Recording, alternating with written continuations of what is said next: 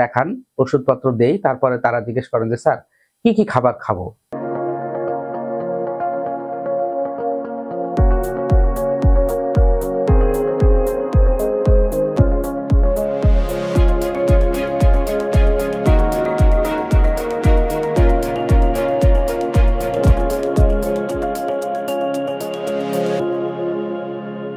আসসালামু আলাইকুম।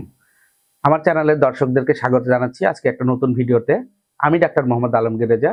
আমি একজন চর্ম যৌনরোগ বিশেষজ্ঞ। আমাদের কাছে অনেক রোগী আসে, আমরা যেহেতু যৌনরোগ নিয়ে কাজ করি, রোগীরা আসে এবং যৌনরোগ নিয়ে যেসব রোগী আসে এসে আমাদেরকে দেখান, ওষুধপত্র দেই, তারপরে তারা জিজ্ঞেস করেন যে স্যার কি কি খাবার খাবো। তো প্রথম যে কথাটা আমি বলতে চাই সেটা হলো আপনাকে চিন্তা করতে হবে সুস্থ দেহ, সুস্থ মন, সুস্থ যৌনজীবন।